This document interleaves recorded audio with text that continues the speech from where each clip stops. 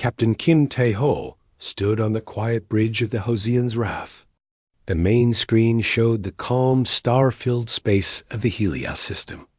It was a quiet human colony, with green farms and simple cities on the planet below. Tae-ho had a calm face. His hands were held behind his back. He had seen many battles, but he never liked them. He understood their necessity. His ship floated in space like a dark knife, long and silent. Its surfaces did not shine. It drank the light from the stars around it. It was not built for beauty. It was built for one thing only. A soft sound came from a console. Executive Officer Lee Soo-min looked up from her screen. Her voice was clear and calm in the quiet room. "Captain, we are receiving a priority signal. It is from Ambassador Choi's last known relay point. It is marked with the highest encryption." Tae-ho nodded. "Put it through to my screen, Soo-min." He walked to his command chair and sat down. A private screen lit up in front of him. The words were simple and stark. Asterisk Empress has dismissed final appeal. Korvac's Fourth Fleet has crossed the border. Their course is direct for Helios. They will demand surrender. They will not listen. They believe you are weak. They are wrong. Remember, they do not take prisoners. They make examples. Do not hesitate. Choi G-U. He read it twice. Then he erased it. The data was gone forever. He looked out at the peaceful stars. The Korvax Empire. They were like a storm that had moved across the galaxy for 300 years. They found younger species. They offered one choice: join their empire and serve, or be destroyed. They called this process the harmonizing. There was no harmony in it, only ruin and chains. "Soo-min," Tae-ho said. "Project the estimated arrival point of the Korvax Fourth Fleet. Alert Commander Park Ji-hwan to come to the bridge. Put the ship at battle readiness, level 2. I do not want to scare the colony below. They should see their last sunset in peace." The bridge came to a quiet life. Lights glowed a little brighter. Crew members spoke in low voices to their stations. The huge ship, which had been sleeping, began to wake up. Its heart, a contained star of power, hummed a little louder. In the weapons control center, deep inside the ship, Commander Park Ji-hwan got the call. He was a solid man with a serious face. He was checking a plasma coil regulator when his assistant told him the captain wanted him. He put his tools down and left at once. On the planet Helios Prime, the sun was setting. The sky turned orange and purple over the farmlands. Families were eating dinner. Children were playing in the yards. The Planetary Defense Force, a small group of volunteers with old patrol ships, was having a meeting. They had heard the rumors about the Korvax. They did not believe the Empire would come to their little world. They were wrong. In deep space, far from the Helios star, space twisted and tore open. It was not a clean jump. It was a violent rip. Ships came through. They were angular and sharp, covered in dark metal and glowing purple lines. There were 12 big battle cruisers. Each one was bigger than the largest human cargo ship. Around them came 30 smaller attack ships, fast and mean. This was the tip of the Korvax spear. The Fourth Fleet. Their commander was Admiral Kraz, a veteran of a dozen harmonizings. He stood on his bridge, a room of shadows and harsh light. He looked at the sensor data. "One ship?" he asked, his voice a low growl. "One ship between us and the planet?" A sensor officer nodded. "Yes, Admiral. Energy readings are low. Signature is strange. It does not match any known major combatant from the fringe species. It is just sitting there." Admiral Kraz showed his teeth. It was not a smile. They send a sacrifice.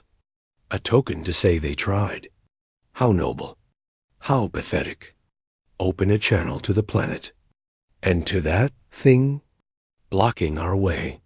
On the bridge of the Hosian's Wrath, Commander Ji-Huan had arrived. He stood next to Su-Min's station. "They are here," he said, looking at the swarm of red dots on the tactical screen. "They are," Tae-Ho agreed. "Su-Min, you have command of electronic systems. Ji-Huan, you have weapons. I will speak with them." The main screen changed. It showed the face of Admiral Kraz. His skin was a gray color, with ridges on his forehead. His eyes were black and cold. "Unknown vessel," the alien said. His words were translated by the ship's computer. The voice was flat. "I am Admiral Kraz of the Korvax Fourth Fleet. You are in space, claimed by the stellar Korvax Empire. You will power down your engines and weapons. You will surrender your ship. The planet below, you will surrender its people and its resources. Compliance will be rewarded with integration into the glorious empire. Resistance will be met with total annihilation. You have 1 of your minutes to respond." The screen went back to a view of the enemy fleet. They were spreading out. Their weapons were powering up. Purple energy glowed at the fronts of their big ships. Captain Tae-Ho stayed in his chair. He leaned forward just a little. "Communications. Open a channel to the lead ship. Audio only. Channel open, Captain." Tae-Ho's voice was calm. It carried no anger. It carried no fear. It was just a statement of fact. "Admiral Kraz, this is Captain Kin Tae-Ho of the Earthship Hosian's Wrath. You have entered sovereign human space. Your presence is an act of war. Your demand for surrender is rejected. You are ordered to turn your fleet around and exit the Helios system immediately. If you do not, we will defend our territory." There was a pause. Then laughter came over the speaker. It was a harsh, barking sound. "You will defend? With 1 ship? You are a fool, human.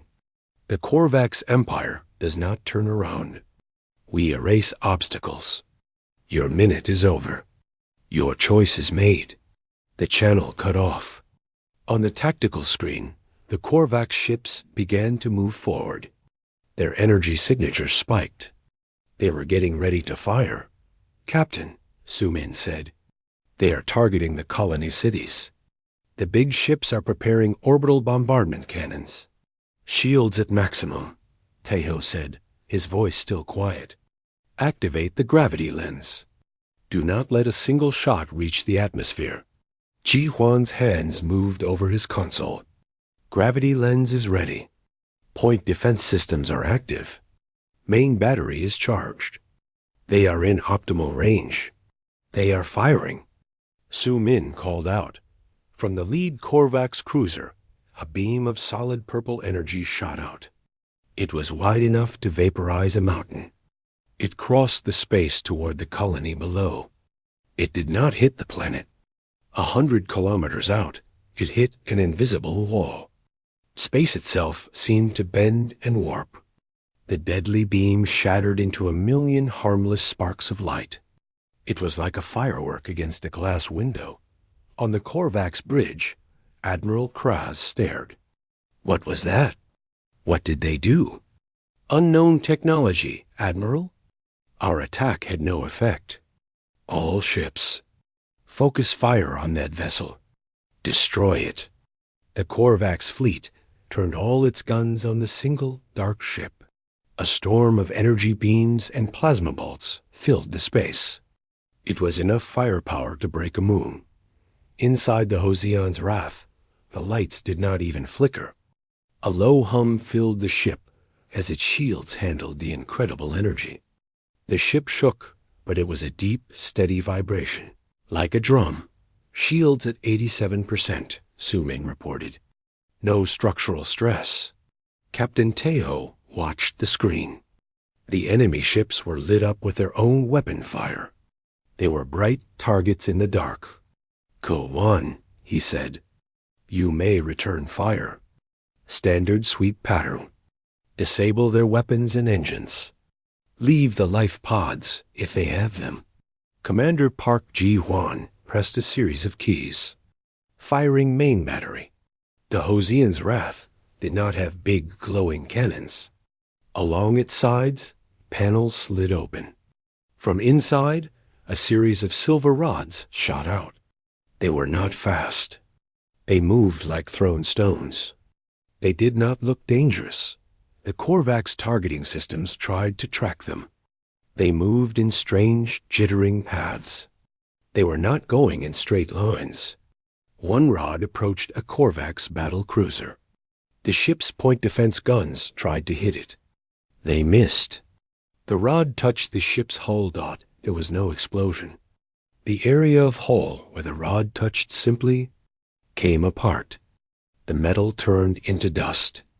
The dust turned into nothing. A hole 20 meters wide appeared straight through the middle of the cruiser. It went in one side and out the other. The ship's lights died. Its engines sputtered and went dark.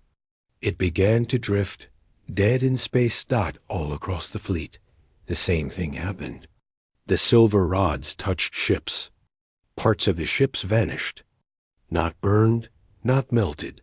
Erased. The smaller attack ships tried to run. They were too slow. A rod would gently curve and touch their engine pods. The pods were gone. The ships were floating metal boxes dot in 5 minutes. It was over. The storm of enemy fire had stopped. The space was full of dead ships, drifting silently. The purple glow of their power was gone.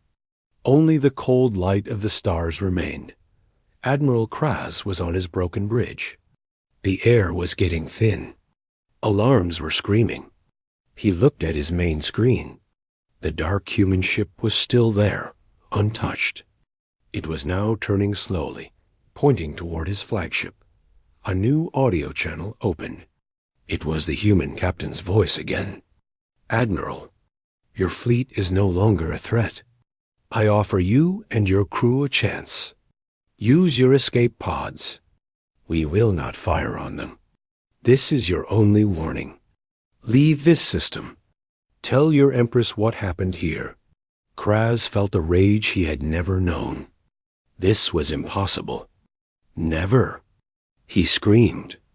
"The Empire will send 1,000 ships. They will burn your worlds to ash." On the Hosian's Wrath, Captain Kim Tae-ho heard the scream. He closed his eyes for a second. He had offered a way out. It was refused. He nodded to G-1.E single final silver R. The silence on the bridge of the Hosian's Wrath was heavy. Captain Kim Tae-ho watched the main screen. It showed the drifting shells of the Korvax Fourth Fleet. Some of the bigger ships still had lights blinking inside. Life pods, tiny and fragile, were shooting out from the broken hulls. They looked like sparks from a dying fire. The ship's computer counted them. It did not target them. The captain's order stood. Executive Officer Lee Soo-min broke the quiet. Her voice was soft. "Captain, we are receiving a signal from the colony governor. They are asking what happened. They saw the lights." Tae-ho nodded. "Tell them a border incident has been resolved. Tell them there is no immediate danger. They should continue their lives." He knew it was a lie, but a kind one. Peace was a precious thing. He would let them have it a little longer.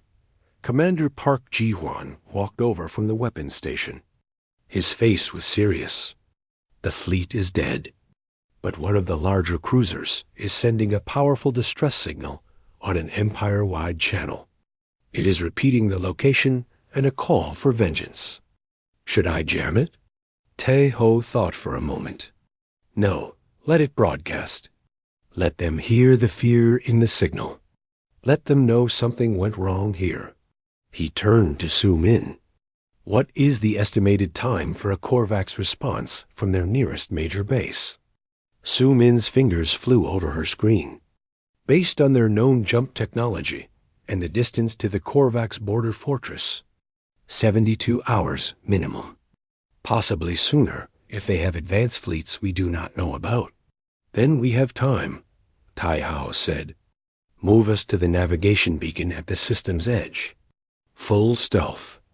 We will wait and listen. The great dark ship turned and moved away. Its engines made no light. It seemed to fade into the starfield until it was just another shadow. On the Korvax flagship's last life pod, a junior officer named Vrax trembled. His hands shook as he recorded his message. He described the dark ship. He described the silent, terrible weapons that erased metal and flesh. He begged for a massive fleet. He said the humans were not primitive. They were demons. He sent the message over and over until his pod's power died. Then he floated in the dark, waiting to be rescued or to die. The message shot across the faster-than-light communication network of the Korvax Empire. It moved from relay station to relay station. It finally reached the imperial capital, a world covered in towers of black crystal. The message arrived in the court of Empress Valeria. The Empress was not old, but her eyes were ancient with power. She sat on a throne made from the fused bones of conquered species. She listened to the broken message from Vrax. The court was silent. The military advisor stood stiffly. When the message finished, she laughed. The sound was sharp, like breaking glass. "One ship?" she said. "One ship defeats a full fleet? This is the panic of a coward." Admiral Kraz was a fool. He got careless. He was ambushed by primitive tricks. A senior general stepped forward. His uniform was covered in medals. "Empress, the description of the weapons. It does not match any known technology. Perhaps we should send a scout force to investigate before nothing." Valeria stood up. Her voice filled the great hall. The Korvax Empire does not investigate after an insult. We crush, we erase. If we hesitate, the other fringe species will think we are weak. They will get ideas. She looked at the general, her eyes cold. Mobilize the Home Guard's 3rd Battle Group, and the 7th, and the 12th. Send them all. I want 500 ships to descend upon that human colony. I want them to see our shadows cover their sun. I want the humans to see their end coming. And I want that one lonely ship captured. Bring its captain to me. I will break him myself. The orders went out. Across the Empire, shipyards buzzed. Great warships that had not moved in decades powered up their drives. The pride of the Korvax Navy began to gather. It was a force that had broken star empires. It was a force that brought absolute obedience. They called it the Unstoppable Wave. 2 days later, on the edge of the Helios system, the Hosian's Wrath detected the first jump signatures. Not 1, not 12. Hundreds. Sumin's face was pale in the glow of her screen. "Captain, jump signatures are forming at multiple points. They are not coming to the colony. They are surrounding the entire system. They are forming a net." Park Ji-hwan studied the tactical map. Red dots were appearing everywhere. They learned not to come in a group. They are trying to surround us, to block any escape. Captain Tejo felt a cold calm settle over him. This was the response he expected. Arrogance answered with overwhelming force. "They are not here for the colony yet," he said. "They are here for us. They want to prove a point. They want to trap the ghost that beat them." He allowed himself a small, hard smile. "But we are not a ghost. We are a hammer." Su-min, plot the exact origin points of their jump signatures. Trace them back. Find me their central command hub. It will be the biggest ship furthest from the front. "Working," Su-min said. Her mind was brilliant with patterns and data. The Korvax formation was a show of power, but it was also a map. It showed their logic, their command structure. Found it. A super heavy command vessel. Designation Korvax Iron Will. It is holding position just outside the system's gravitational influence. It is surrounded by 3 layers of escort battleships. That is their brain, Ji-Yuan said. If we hit it, the whole fleet goes blind. No, Tai-Ho said. If we hit it, they become angry and leaderless. They will still attack the colony out of rage and confusion. We need to do more. We need to show them the cost of this move is too high. He stood up and walked to the main screen. Change of plan. We do not attack the command ship. We break their tool. Su-Min, which battle group is the strongest? The one with the most heavy cruisers? Su-Min highlighted a cluster of red dots on the left side of the system. The 3rd battle group. It has 50 of their newest Dread-class cruisers. It is their main fist. Good, Tai-Ho said. We will break their fist in front of their eyes. Helm, take us there. Maximum silent approach. Use the gas giant's radiation belt for cover. The Hosian's wrath moved. It was like a shadow slipping between other shadows. It used planets and asteroid fields to hide its energy. The Korvax net was wide, but its holes were big. The human ship was a needle. They came within visual range of the Korvax 3rd battle group. The ships were immense.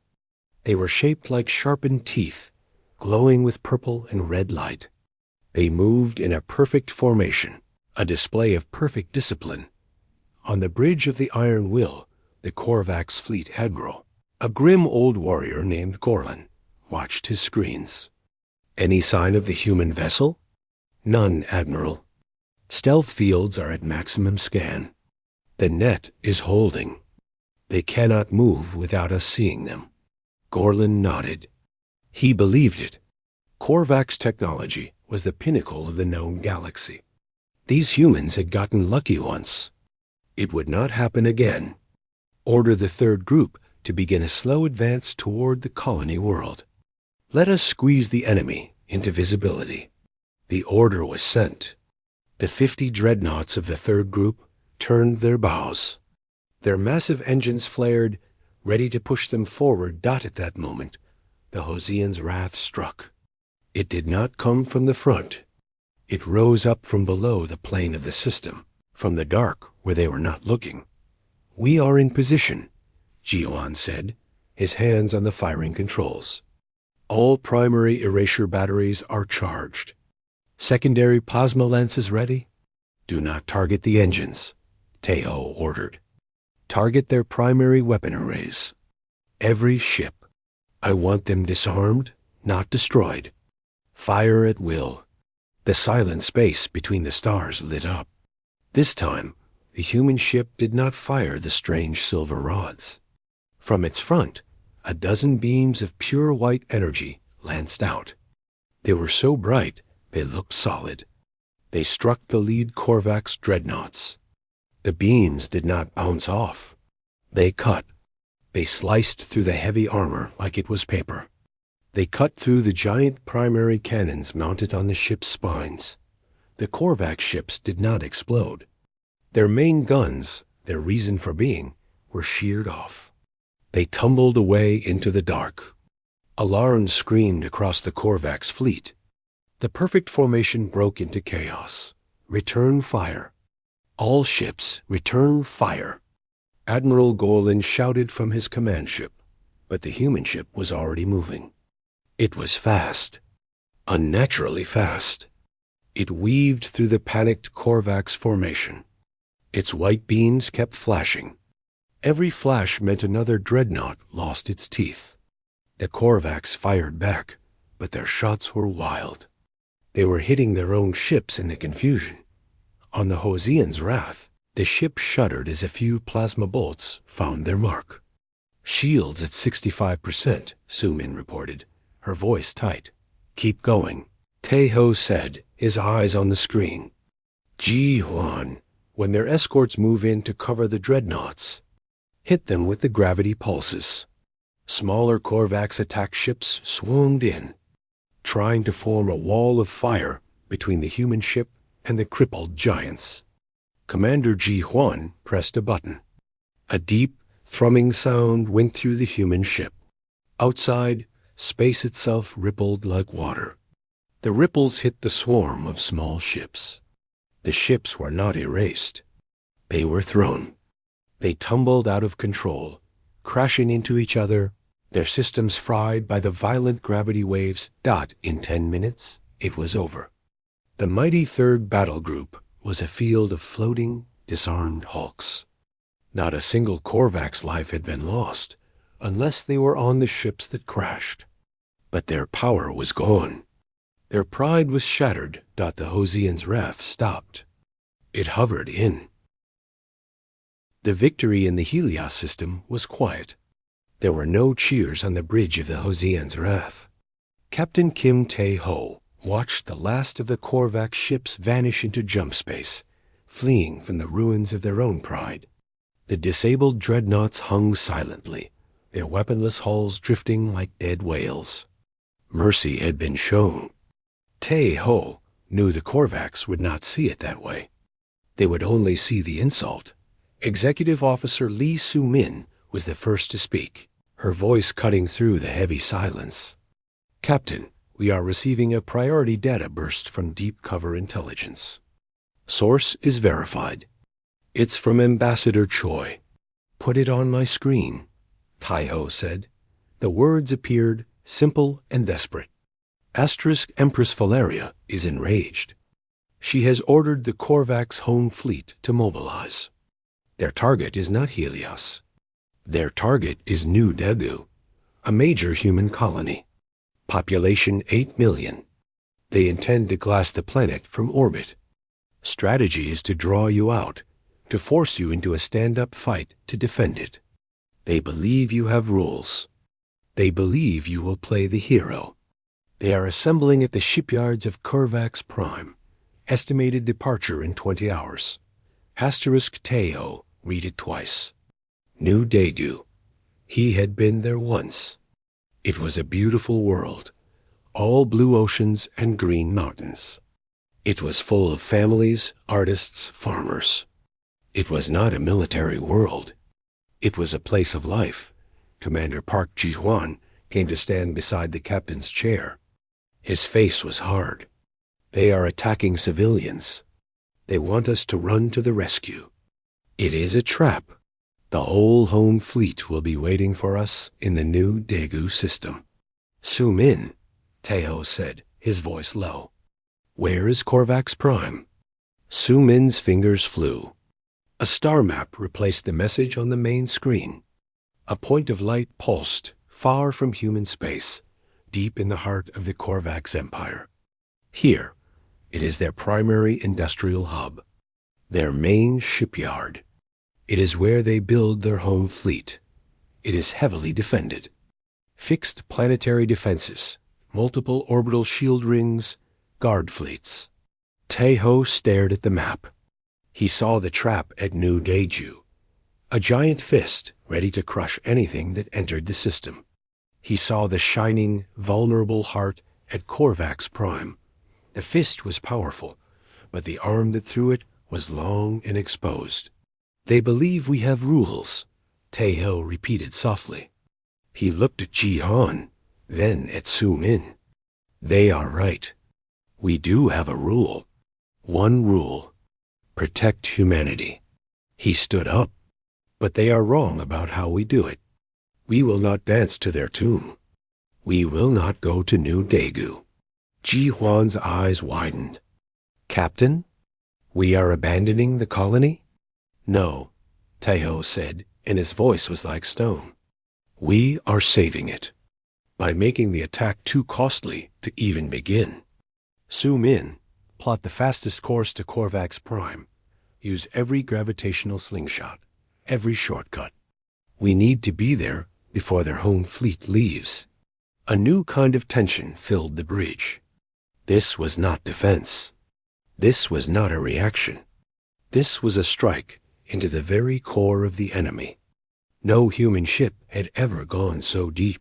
The journey will take 18 hours at maximum sustained jump, Sumin said, her calculations complete. We will have a very small window. It is enough, Teo said. Ji Huan, prepare the primary strategic weapon, the one we have never used. Authorize code, Gyeongbok. Ji Huan's breath caught. He had trained for this. He had never thought he would hear the code. A planet cracker? Sir, the shipyard is heavily populated. Thousands of workers. They are not all soldiers. Taeho's face showed no emotion, but his eyes were old and tired. They are the hands that build the ships that will glass New Daegu. They are the brain that guides the empire. There is no such thing as an innocent builder of weapons when those weapons are aimed at your home. We will not target the planet. We will target their ability to make war. Prepare the weapon. The Hosian's wrath turned away from the Helios system. It pointed its dark nose toward the heart of enemy territory. It jumped into the strange, folded space of faster-than-light travel. The journey was a tense, quiet vigil. The crew moved with a new purpose. They were no longer just defenders. They were now the storm. 18 hours later, they arrived. The ship dropped out of jump space at the edge of the Korvax Prime system. The sight on the main screen was staggering. Korvax Prime was a planet of gray metal and glowing orange rivers of molten slag. It was not a natural world anymore. It was a factory. Orbiting it were immense rings, like the rings of Saturn, but made of solid metal. These were the shipyards. Docked to the rings, in various stages of construction, were hundreds of warships. The mighty Korvax home fleet, nearly complete. They were monsters of dark metal, each one bigger than the last. Among them, like a king, was the flagship, the Empire's Fury, a vessel as large as a small moon. Around it all flickered a shimmering energy field. The planetary shield. It was a famous defense, said to be unbreakable. Energy readings are off the scale, Sumin whispered. The shield is powered by 6 core reactors on the planet's surface. It can withstand a direct impact from a small asteroid. Scan for the structural weak point in the shipyard ring, Taeho ordered. The place where the raw materials are fed in. The umbilical. Ji Huan worked his console. Found it. Sector 7 of the main ring. It is where the space elevators bring up metals from the planet. The shielding there is thinner. It has to be, to allow matter through. But it is still incredibly strong. We do not need to break the whole shield, Taeho said. We just need to make a door. Zoom in, plot a microjump. I want us inside the shield perimeter, right on top of Sector 7. Captain, that is a jump of less than 500,000 kilometers. The margin for error is... It is impossible. If we materialize inside the ring structure, or inside the planet, plot the jump, Taeho repeated, his voice calm. We have done it in simulations 100 times. Su Min swallowed and nodded. Her hands were steady as she programmed the insane maneuver. The ship's powerful jump drive whined to a new pitch. This was not a long-distance hop. This was a precision stab. Ready? She said. Execute. Space twisted. The view outside the window blurred and snapped back into focus. Alarms blared across the Korvax defense grid. A ship had just appeared inside their sacred inner perimeter. It was impossible. The Hosian's wrath was now hovering only a few kilometers from the massive metal skin of the shipyard ring. Above them, the incomplete hull of a dreadnought blocked out the stars.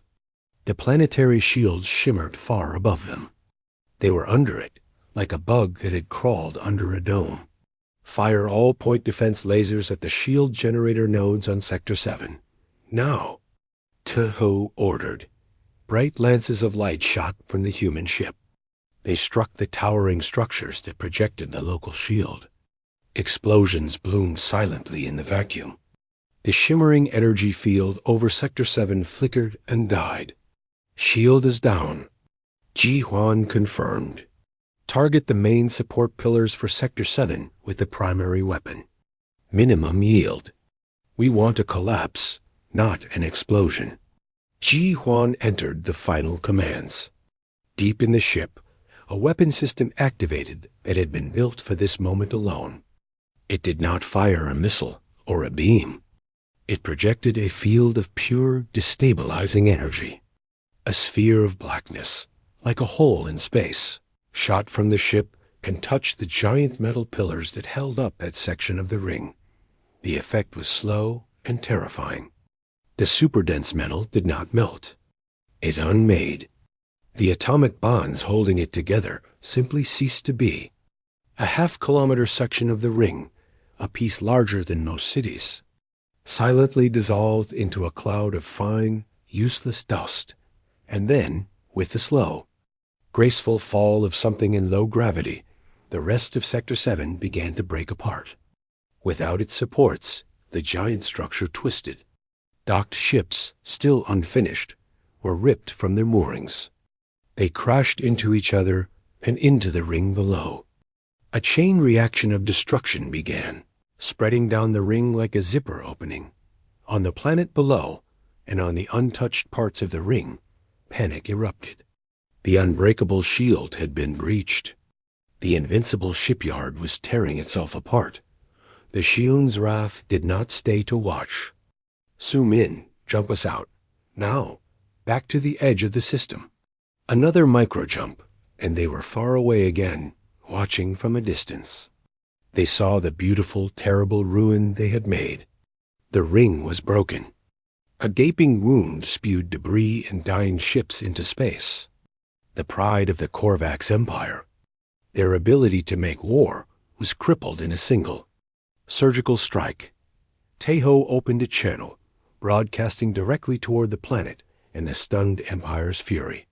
Empress Valeria, this is Captain Kim Teho. You targeted a colony of 8 million innocent souls. In response, we have targeted your ability to wage war. We did not kill your people. We killed your dreams of conquest. The next time you threaten a human world, we will not target your shipyards. We will target your throne. The choice is yours. He cut the channel. Take us home, Su Min.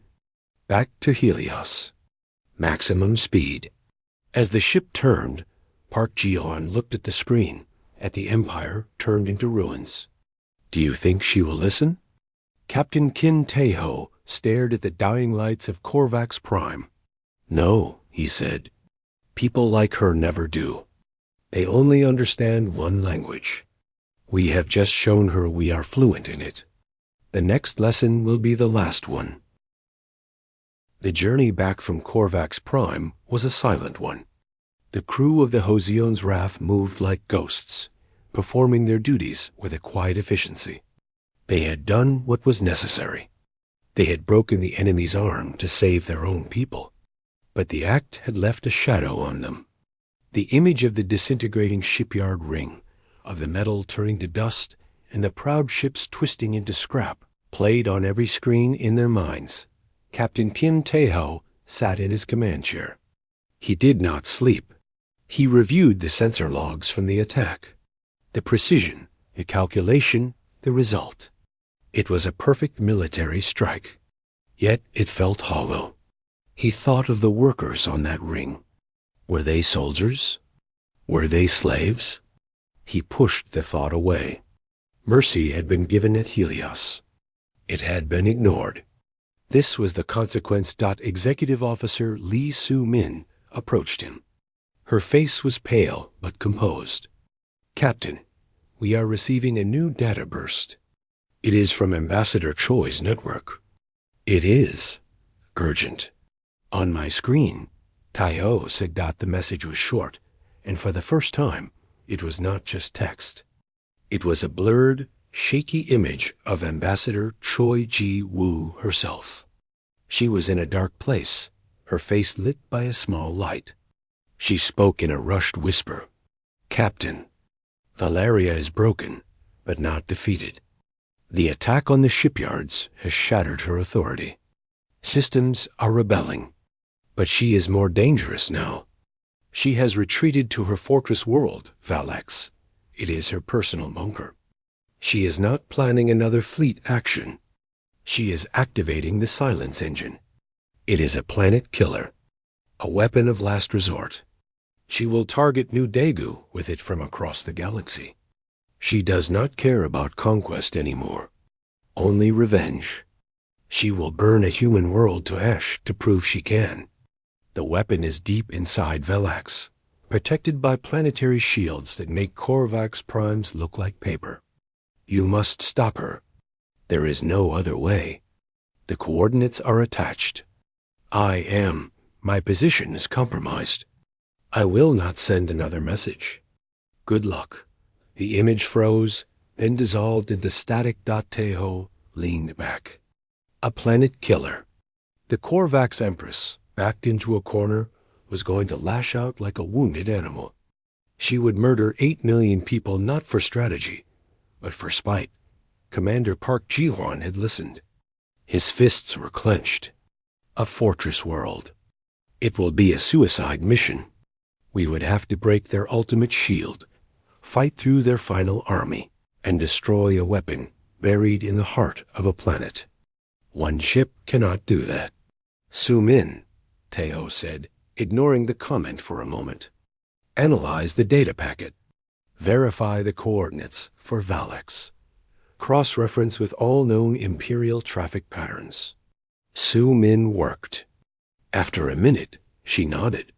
"It checks out. Valex is a classified world.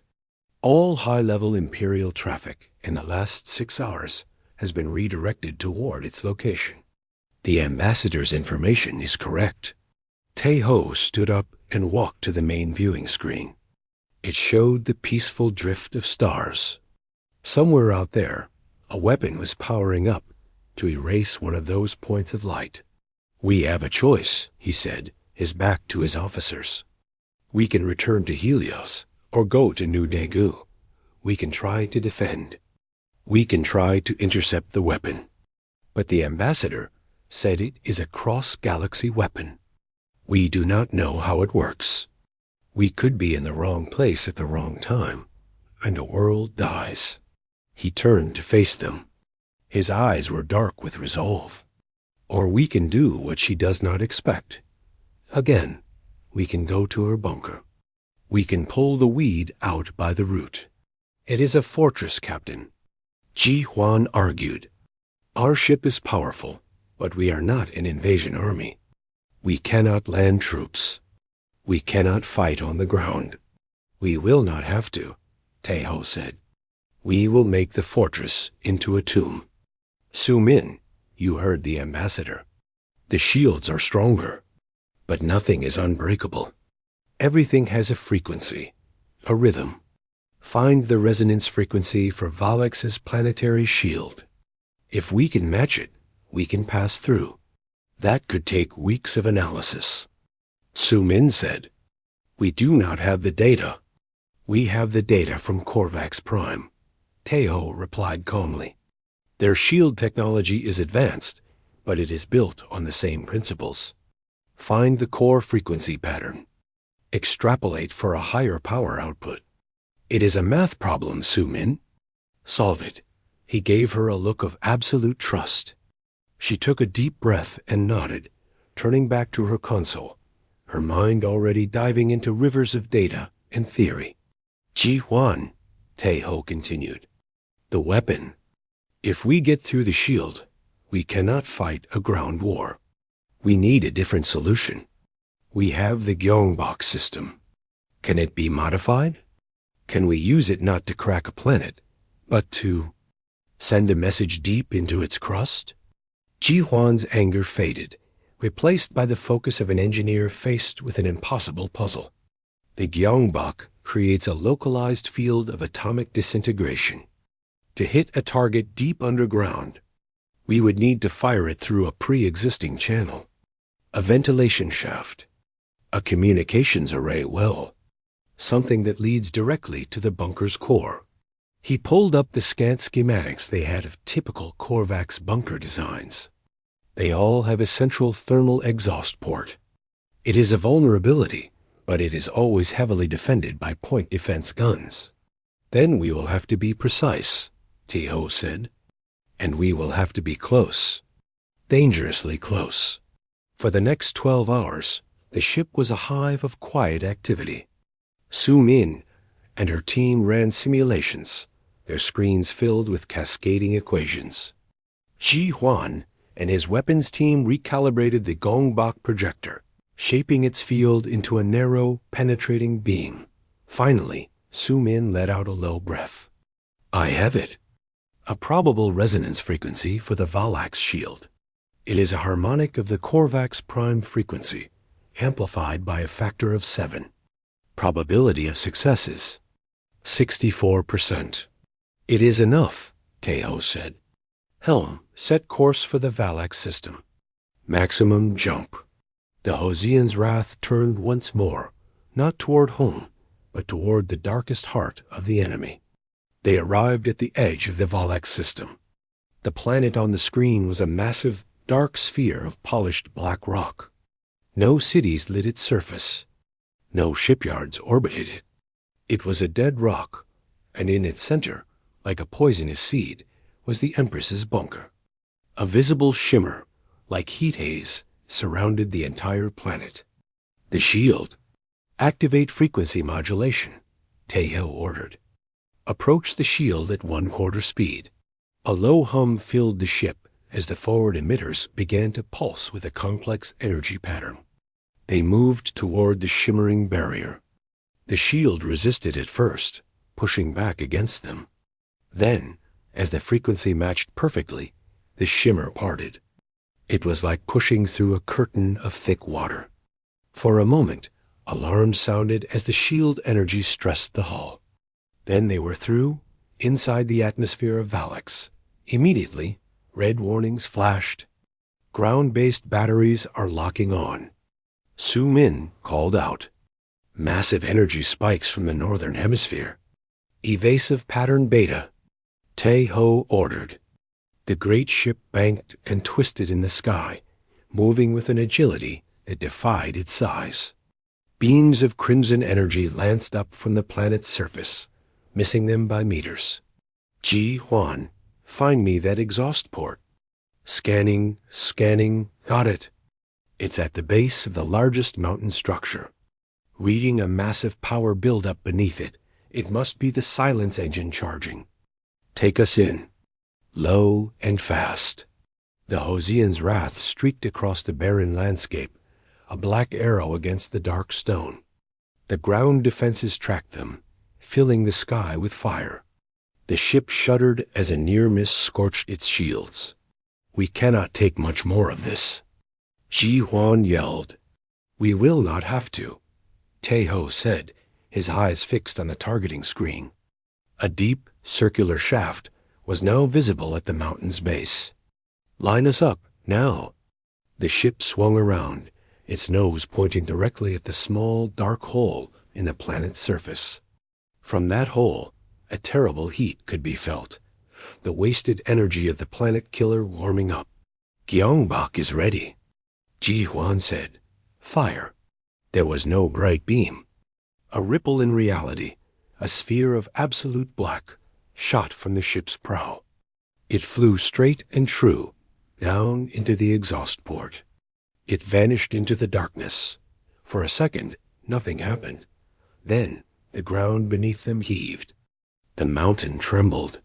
From the exhaust port, a brilliant white light erupted, followed by a jet of superheated gas and molten rock. The light did not stop. It grew, eating the mountain from the inside out. The silence engine had been triggered, but its energy, instead of being focused across space, had been turned inward by the disrupting field. The ground collapsed. A huge crater opened, swallowing the mountain and the fortress beneath it in a silent, expanding wave of fire and destruction. Get us out of here. Now. Teho commanded that the Hosian's wrath climbed violently, pushing through the hellish atmosphere, back toward space. Behind them, the fortress world of Valax cracked and burned, a funeral pyre for an empress and her final terrible dream. On the bridge, covered in sweat and breathing hard, they watched. No one spoke. The root had been pulled. The threat was over. But as they looked at the ruins they had made, they felt no triumph. Only the heavy, cold weight of what survival had required them to become. The bridge of the Hosian's wrath was a tomb of quiet. The only sounds were the soft beeps of systems and the low hum of the ship's heart. On the main screen, the planet Valax was no longer a world. It was a broken ball of cracked rock and glowing orange wounds. The fire in its heart was dying, leaving only an immense black scar where the mountain fortress had been. The Empress, her weapon, her final stand-all, were now just atoms scattered in the fire. Captain Kim Tae-ho felt no satisfaction. He felt tired. His bones ached with a deep cold. He looked at the hands resting on his command chair. They were clean.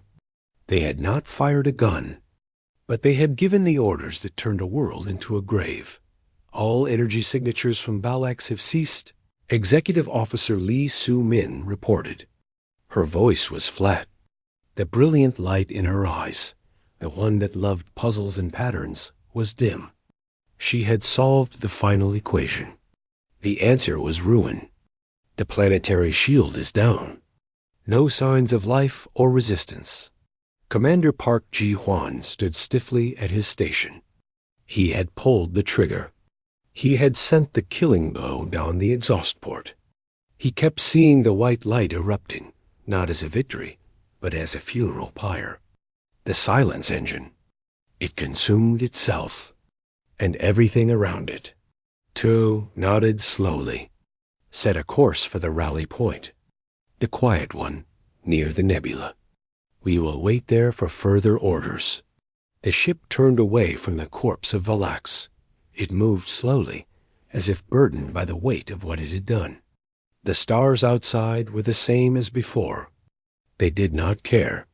The galaxy was vast, and one less tyrant, one less empire, was a small thing in the darkness.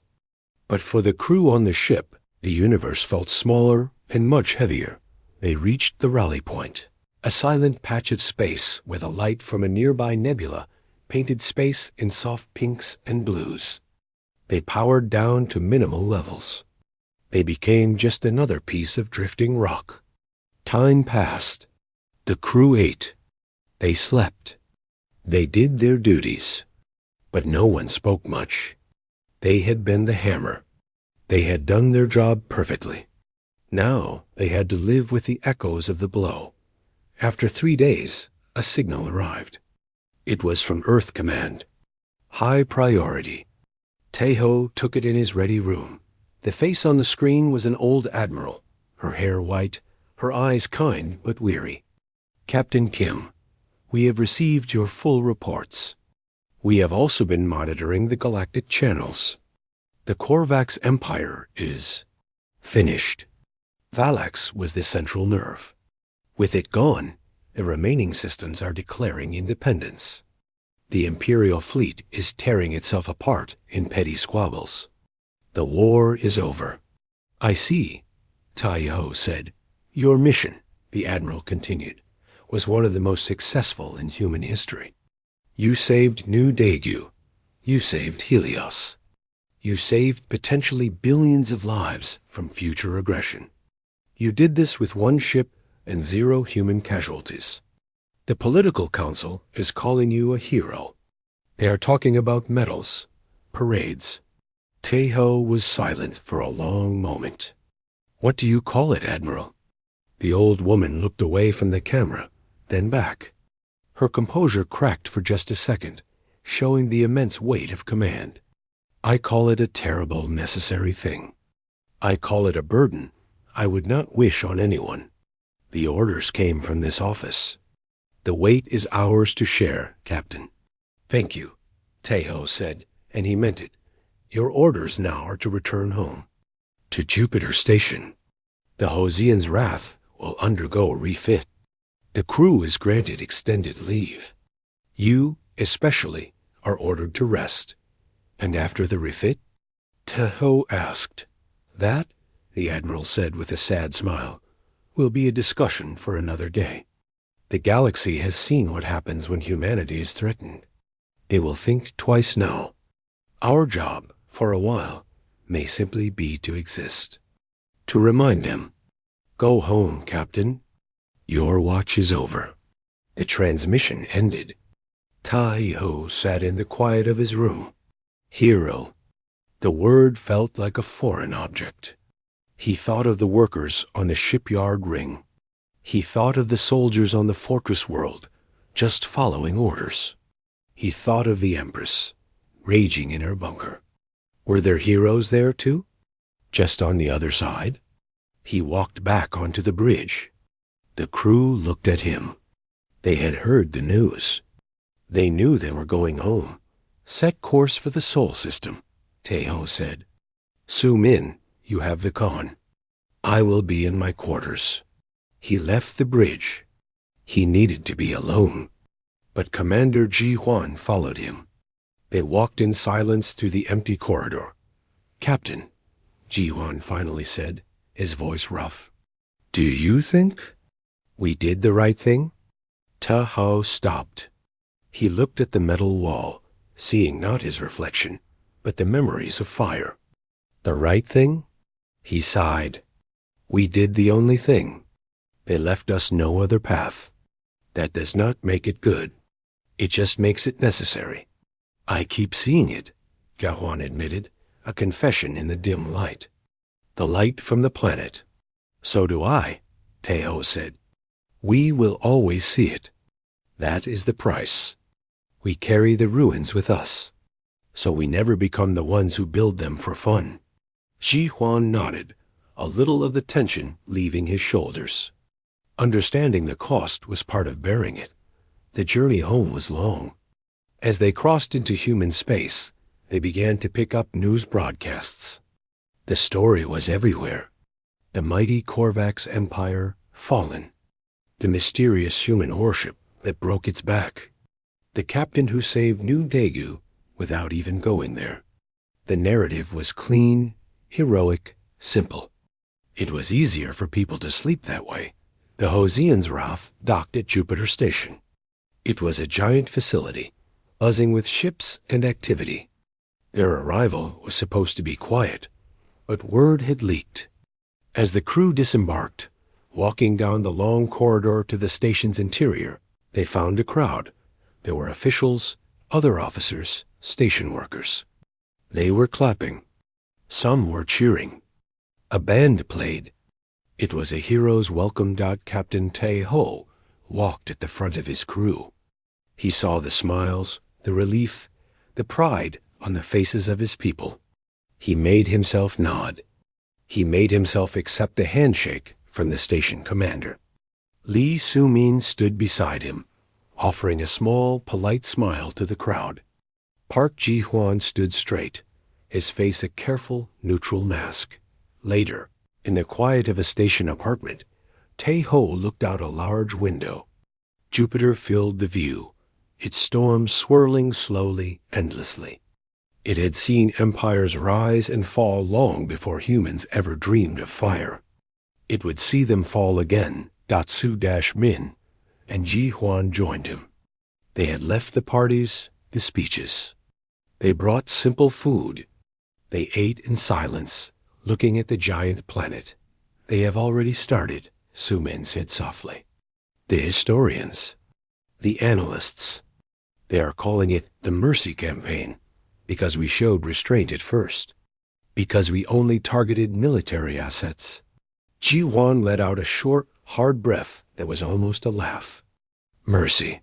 It is a good name, Tae-Ho said, still watching Jupiter. It is a warning wrapped in a lie.